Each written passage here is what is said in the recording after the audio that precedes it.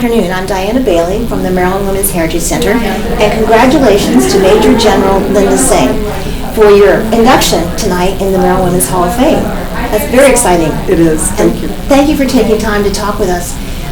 It's not every day that I get to meet a Major General, so please tell me how you got into this career. Tell me about yourself as it relates to your military career and your leadership in the military. Absolutely. So I never intended on joining the military when I was growing up. I really didn't know a lot about the military. And what got me into this is that I happened to be working in the mall in Frederick, Maryland. And at the time I was homeless. So I was kind of sleeping here and there. I had already quit school, and because I was trying to take care of myself. How old were you then, may I ask? I was 16 at the time, and I happened to run across a Maryland National Guard recruiting booth, and I started talking to them. I don't know what made me stop, but it was just one of those things. And the next thing I knew is that I was taking the test and signing papers. And I think what was very interesting is that even though I had quit school, I was an honor roll student, so I scored very well on the ASVAB test and was able to kind of pick my field. But I think what was exciting to me is I knew that I needed to get away, and I knew that I needed something to kind of give me that push start. May I ask what year that was? That was approximately? It was in 1981. So what was the National Guard? What did it look like then for other members of the National Guard in Frederick, Maryland at that time? So the National Guard at that time was very male-oriented, so there was a lot more males than females. Sure. We had our unit structure was very different. The unit that I joined out of Hagerstown, Maryland, actually had mechanized equipment, meaning it had track equipment versus wheeled vehicles. Like the rubber things that go? The rubber versus the hard track, exactly. Right, and so it was, the Maryland Guard itself was a totally different organization at that point in time. And I think that what was very interesting for me is that it was, even though I went to basic training and I did my advanced initial training, I still was having challenges just getting back and forth to drill at that time. And so it really hasn't changed. You still have to go to drill. You still have to show up and participate. But I think that the big thing that has really changed, especially for Maryland, is the types of capabilities that we have within the state. The things that have not changed is the fact that once you join the Maryland Guard and you become part of that family, it really is like a family, because you're there with individuals that stay for 30 and 40 years, and so you get to know people really, really well. What were some of your job titles you had before you were Major General? Some of the job titles that I've had has been, I was a personnel lead, so I worked in personnel, so personnel administration.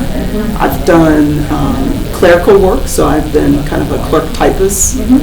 I actually processed security clearances at one time as part of my administration duties, so I was like the clearance processor. I've been in training as a counterintelligence specialist, so I worked in that field for a little bit because I thought that was one of the directions that I was going to go. So you had quite a career pathway. So I have quite a career pathway. I've spent time working in operations shops enlisted, really working on training schedules and looking at how do we set up our overall training for various units. And then once I became an officer, I became an ordnance officer, which is more on the maintenance side of things. And now we've kind of combined those, and we're really an overall logistics officer, so kind of a logistician. So ordnance means weaponry or that kind of equipment? Absolutely. Ordnance is weaponry. It's wheeled vehicles. It's also track vehicles. So one of the things that I got a chance to do when I went through training was to replace a power pack in a tank. And so I didn't get a chance to really do that the rest of my career, but I got a chance to do it at least in training. I would imagine, now that you're a general, and now there are more women in the National Guard, particularly younger women, what kind of messages, or how are you, obviously you're a role model to them because of your rank, but what are some of the things that you've done to support both the women and the men, but also particularly to help the women that are there earn their stripes or their ranks? Right. And now, especially from, I think, when I became a field grade officer, so that's really, looking at the major and lieutenant colonel level, it became extremely important for me to mentor other women. I mean, I've mentored across the board, but I really try to pay attention to where I'm finding those hidden gems and trying to mentor them along. Just, a lot of my mentors were male because I didn't have the female mentors necessarily. There are a couple of female officers that I built a relationship from when I was a lieutenant all the way up, and a number of them have retired as general officers, and a few of them, one of them actually works for me today as my chief of staff. Oh, nice. So her and I have known each other for a long time, and she's been a huge mentor, but I felt like I needed to pay that forward as well. And so I really do get involved in the development of our people, and probably a little bit lower than what I probably should for a major general, but I think it's extremely important. And I will take the time out to talk with our female soldiers or even our male soldiers about their career, because I think that it's one thing for them to know they need to go through the regular wickets, but it's another thing for them to be starting to think about, well, what does their skill set mean? How do they broaden their capability? How do they become more diverse in terms of their background? And so when I start talking to them, I start talking about diversity. And I start talking about diversity in terms of diversity of capability, diversity of thought, that means people from different backgrounds, and then diversity of people.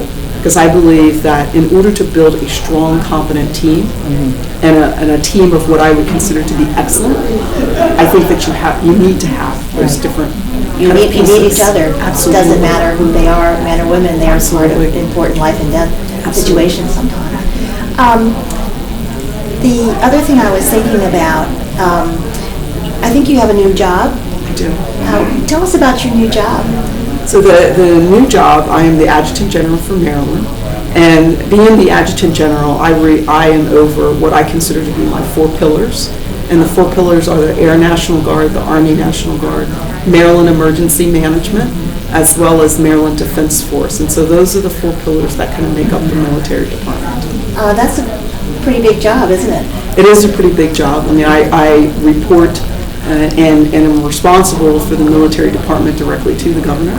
So the governor is my boss, and it really requires me to work across all the other cabinet secretaries, where it makes sense, and really to work with the governor's staff, and then to work on the federal side with big Army, big Air Force, and the National Guard Bureau. So it is a very different role that I've had than what I've had in the past. But what I'm finding is that I am enjoying the role because I'm getting a chance to really set change for the organization that I may not be able to see all of it today, but I'm going to be able to see it maybe 5 years down the road, and that is exciting to me. Very exciting. Well, it's interesting because you were nominated and selected for the Hall of Fame before your job change. So you've had quite a spring, haven't you? I have had quite a spring. It really started when I became the Assistant Adjutant General on the Army side. I think that the recognition started really coming my way mainly because it is a huge step. I mean, one, to make general, whether you're male or female, it's a very, very narrow field. And then 2, for it to be a female and then to be an African American female, I think it just says, leaps and bounds to the progress that we've made as women. And so that really excites me. Not so much that it's me doing this, it's really what does it mean for other women. And this really will help to set the tone for a lot of other young leaders, and that's probably the most exciting thing for me. So what would be some of those messages be to young men and women, civilian or military, as we're going into a new era in terms of seeking peace? What would you say to those younger people? Well, I think, I coach a lot of individuals, and one of the things that I always try to communicate to them is that they need to find their authentic self. I didn't understand that probably for the first half of my career, and we're all struggling with that still, right? I looked at other leaders, and I'm like, I want to be like this person, and I'd see somebody else, and I'd say, I want to be like this person. You really do need to find your authentic self and what that means for you as a leader. I think what we have trouble with is, we see good leaders and we see bad leaders. What I think is interesting is we're all good leaders, all within our own right. And I think that we need to learn what our strengths are and how do we play to those strengths. And I think that would totally change the dynamics in how we're perceived and how we're dealing with others. And so that's probably one of the things that I focus on the most, is trying to get young individuals to start understanding their authentic self first. An important message. We've been talking with Major General Linda Singh. Thank you, Major General. Thank you so much. Thank you. We'll be right back.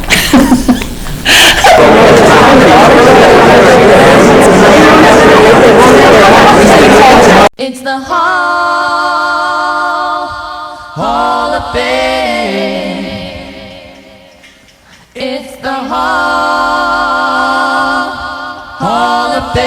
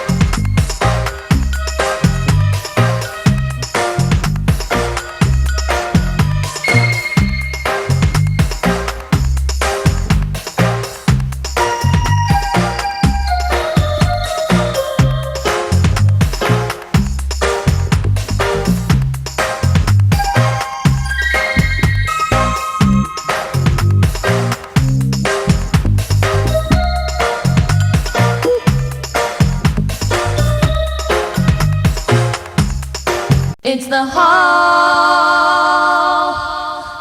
of Fame. It's the Hall of Fame. Major General Linda Singh was just appointed in January of this year. Serves as Adjutant General of the Maryland National Guard, which means she leads Maryland's Air and Army National Guard forces, the first woman ever to hold this position in the state of Maryland.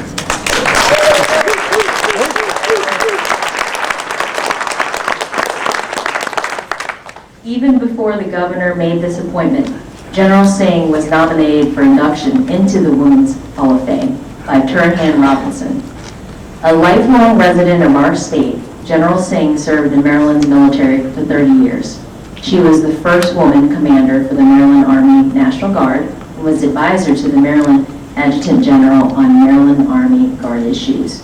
As commander, she led a force of over 6,400 soldiers.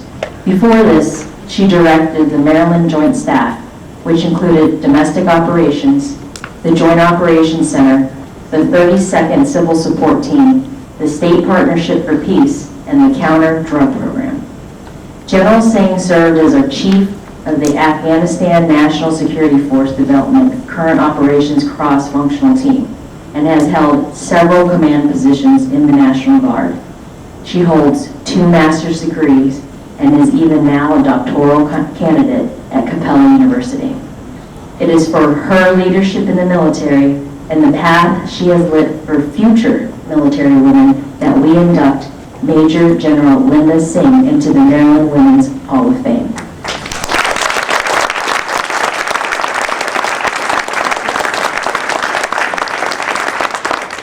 General Singh, will you join me here at the podium, please?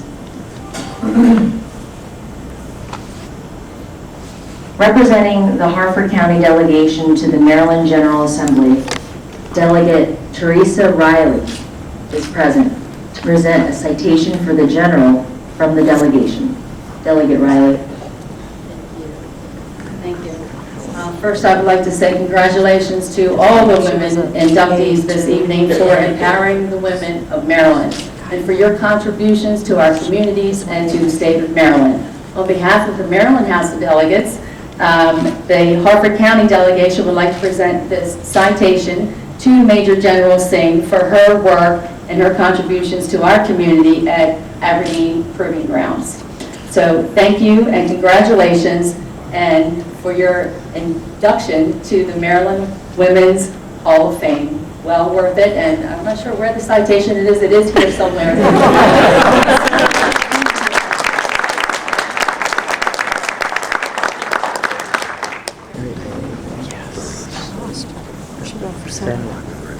Thank you so much, Jamie. I appreciate that. And first, I would like to say thank you to the Women's Commission, because this is truly an honor. And, you know, Turhan, where are you at, Turhan? So, thank you. And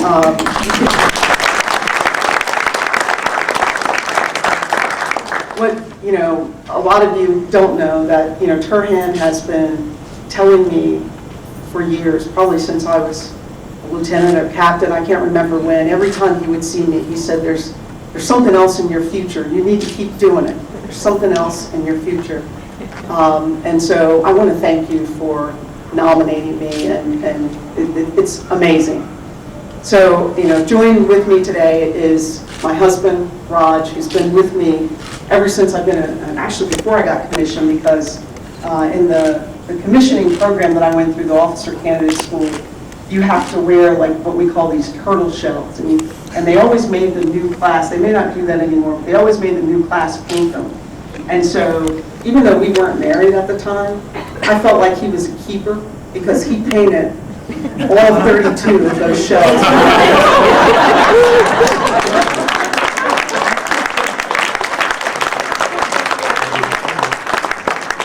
And they loved him for it. He shellacked them, they looked really good. And then I'm also joined by both my daughters. So my oldest daughter, who, she's going to kill me for saying this, but she's a detective in Prince George's County Police, has been for about 10 years. And so she is going to be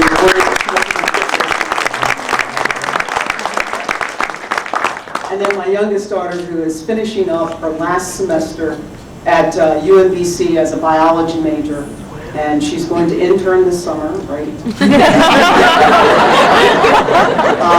And then she's going to apply to Johns Hopkins for a post-graduate program. So hopefully she will get on into Johns Hopkins and go into medicine. Who knows, or maybe you'll be up here at some point doing that.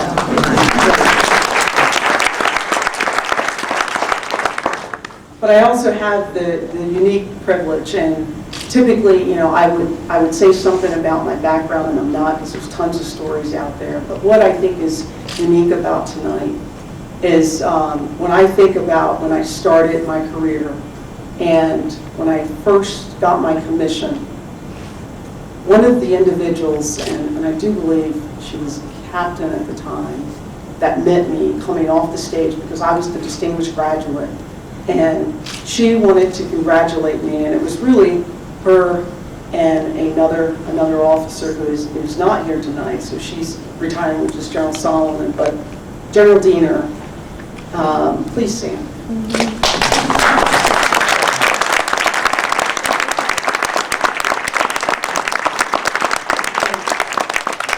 When I think about when I was on the ledge, General Diener talked me off the ledge, right? So she's been a mentor, a coach, whether she knows it or not, she's been a mentor and a coach for so many.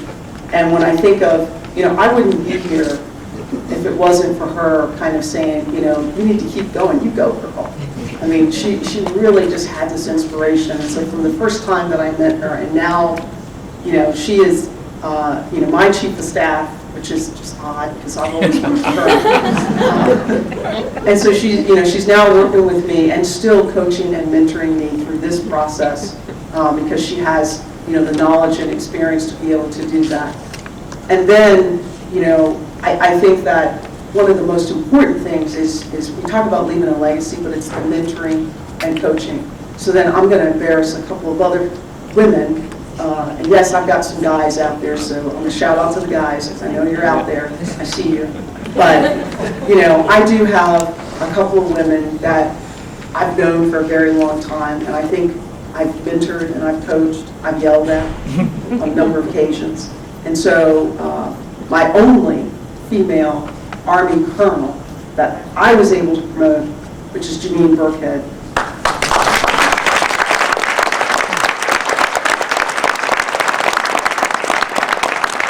And I want to thank you, because it's things like this that gives me the drive to keep going. And then I also want to talk about one of our NCOs, because I can't go without talking about an NCO that's in our audience. And this young lady, Sergeant Johnson, you got to stand up. Whoa.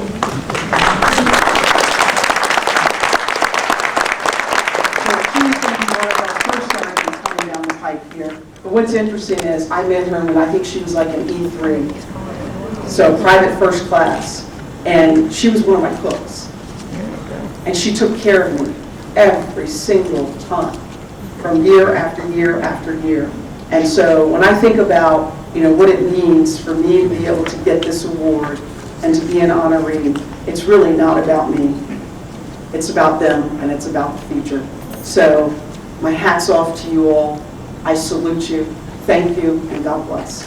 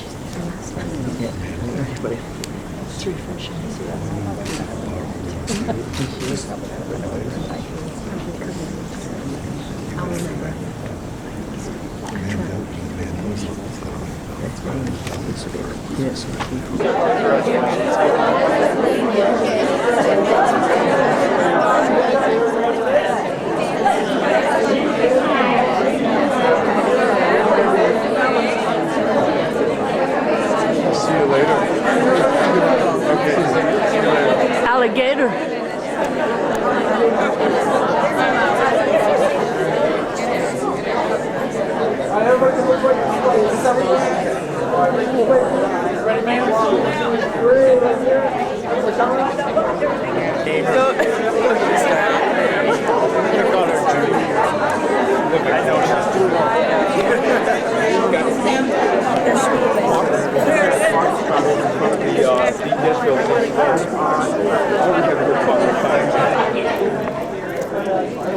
It's the Hall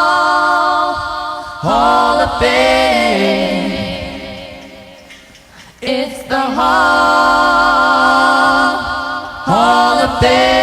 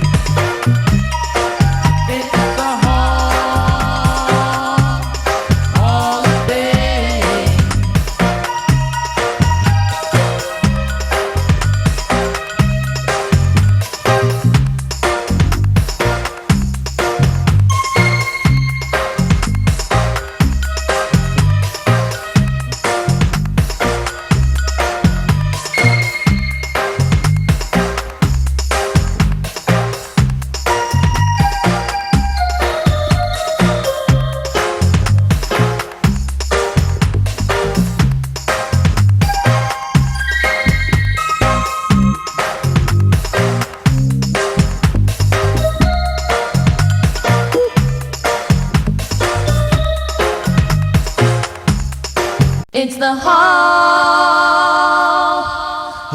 of Fame. It's the Hall